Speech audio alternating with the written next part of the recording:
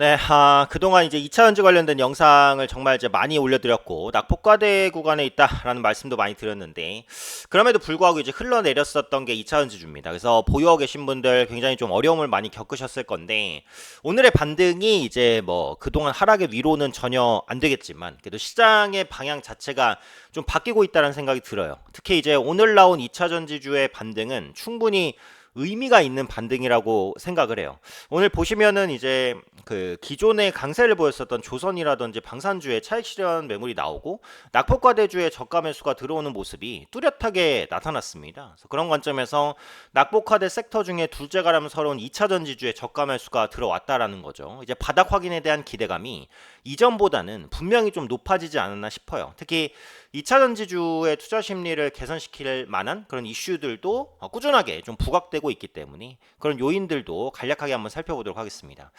자, 우선 요 부분인데 물론 이제 테슬라와 2차 전지주의 주가가 예전에는 연동이 좀 많이 됐다가 요즘에는 많이 연동이 좀 안 되고 있긴 해요. 근데 그렇다고 하더라도 테슬라가 최근에 상당히 빠르게 좀 올라오긴 합니다. 특히 일론 머스크가 이제 주 7일 하루 24시간 회사 일에 집중하겠다라고 했어요.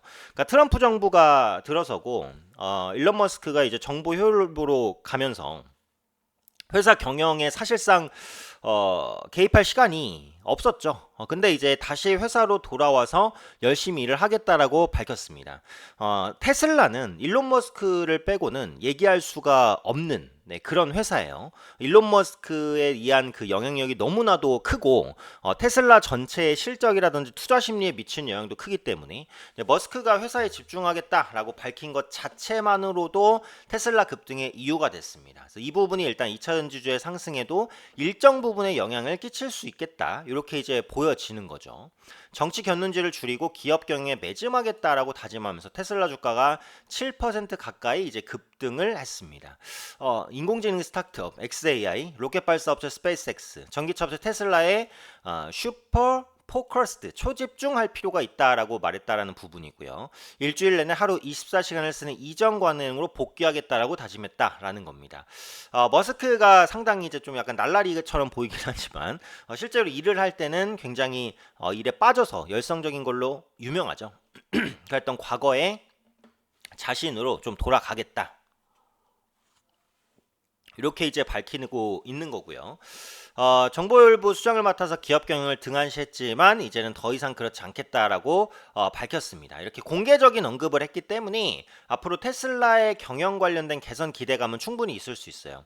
이럴 수밖에 없었던 것은 그동안 위기감이 좀 많았기 때문이죠. 유럽 자동차 제조협회에 따르면 테슬라는 4월 유럽에서 7,261대를 팔아서 1년 전보다 판매가 49% 급감을 했습니다. 이렇게 테슬라의 전기차 판매가 줄어드는 와중에 일론 머스크 입장에서도 나름 좀 위기를 느꼈겠죠. 그래서 그런 위기를 좀 극복하기 위한 언급이었다라고 보시면 될 것 같아요. 그래서 2차 전지주의 반등에 일단 영향을 끼친 이슈고요. 다만 이 이슈로 인해서 장 초반 2차 전지주가 뭐 2, 3% 정도 상승하기는 했지만 종가 부근에서는 굉장히 크게 끌어올려졌습니다. 추가적인 이슈가 또 있었다라고 볼 수도 있겠는데 의미 있는 이슈는 요거인 것 같아요. 일단 포스코 퓨처엠이 LMR 양극재 생산에 성공했다. 연내 양산 기술을 확보했다.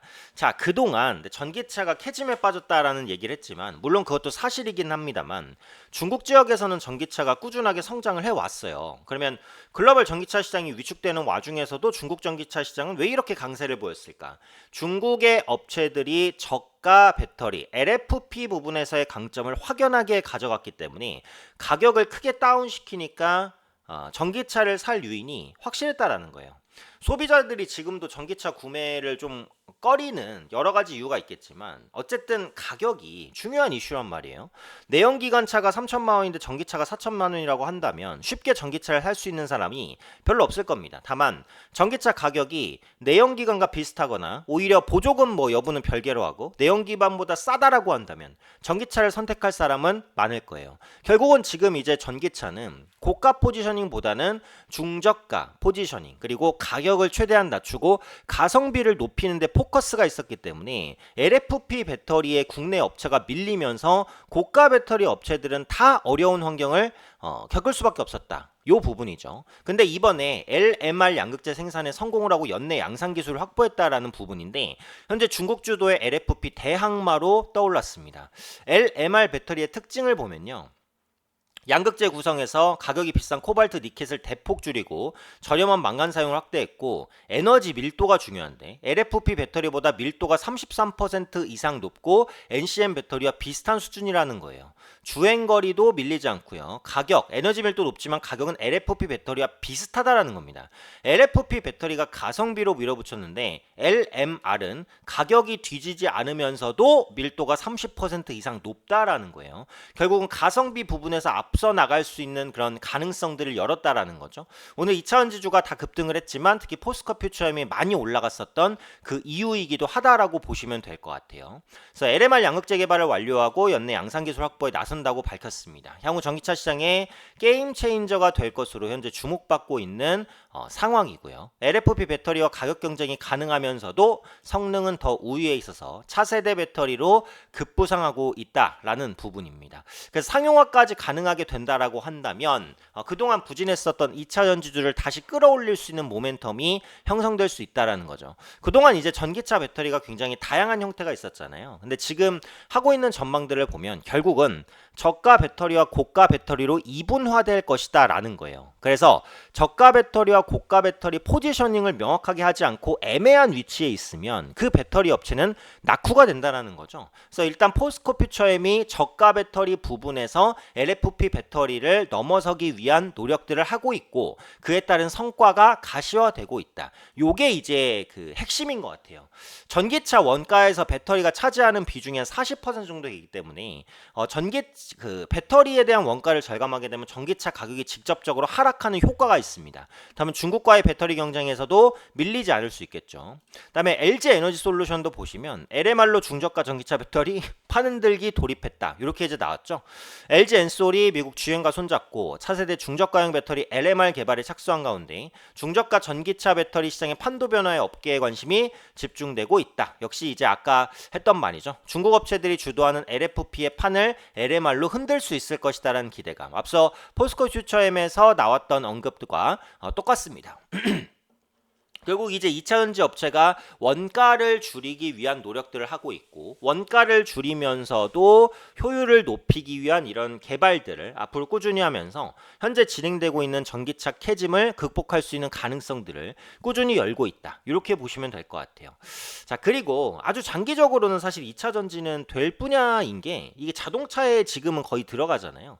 근데 앞으로는 로봇이라든지 드론이라든지 뭐 자율주행 관련된 어떤 그 물체라든지 아니면 도시망공 모빌리티라든지 상당히 많이 그 무인화된 이런 서비스에 다 배터리가 들어갈 겁니다.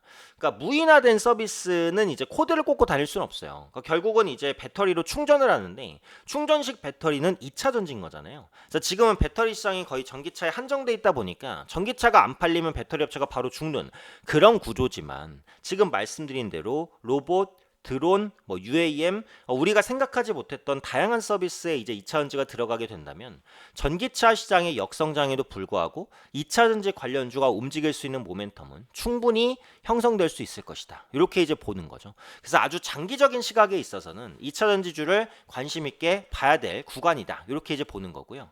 특히 이제 오늘은 2차전지주가 올라간 것도 올라간 건데 그동안 시장을 주도했었던 뭐 원전주에서 일단 좀 차익 실현이 나왔고요. 그 다음에 이제 뭐 조선주 같은 경우에도 차익 실현이 좀 나왔습니다. 그죠? 그래서 이제 포스코 퓨처엠 지금 이제 말씀드렸던 이슈와 직접적인 연관성이 있는 그리고 LG 에너지 솔루션 마찬가지로 바닥권에서 올라가는 흐름 그동안 낙폭이 너무 컸어요. 너무 컸기 때문에 작은 모멘텀에도 올라갈 수 있었다. LG 엔솔은 이제 공모가도 깼다가 다시 반등을 하는 것이기 때문에 조정이 충분히 나온 위치에서 올라갈 수 있을 거라고 보고요. LNF 같은 경우도 16% 급등을 했습니다. 주가가 34만 원대 고가를 찍고 최저가 4만 7천 원까지 거의 뭐 반토막이 났기 때문에 언제든지 투자 심리가 돌게 되면 저가 매수가 들어올 가능성이 열려 있었다. 이렇게 보시면 될 것 같아요. 그래서 이제 뭐 에코프로비엠 같은 경우도 마찬가지죠. 에코프로비엠 같은 경우도 역시 워낙에 많이 빠진 상황에서 작은 이슈만 해도 올라갈 수 있었다. 전기차가 급등하기 전 가격보다 더 내려왔었어요. 그래서 지금 위치에서는 저가 매수가 들어올 수 있었다. 근데 이제 또 중요한 것은 앞서 말씀드린 대로 지금 시장 흐름 자체가 그동안 많이 올랐었던 종목의 차익 실현 매물이 나오고 낙폭과대 종목의 저가 매수가 들어왔다. 이게 핵심인 것 같아요. 그래서 앞으로 이런 흐름들이 좀 더 연장된다라고 한다면 2차 전지주에 충분히 수급이 들어올 유인은 있으니까 2차 전지주에 대한 관심 좀 필요하고, 오늘 나온 반등은 이제 의미가 있는 것 같아요. 물론 단기 급등이기 때문에 뭐 며칠간 눌림이 있다고 하더라도 눌림 이후의 재반등을 충분히 기대해 볼 수 있는 의미 있는 상승과 이슈였다. 그래서 2차 전지주가 정말 좀 어려운 시기를 겪었지만 지금부터는 좀 반전의 모멘텀을 조금씩 좀 마련해 나갈 수 있지 않을까, 그렇게 판단하고 있습니다. 앞으로 후속적인 2차 전지 관련된 이슈들도 꾸준히 채널을 통해서 올려드리도록 하겠습니다.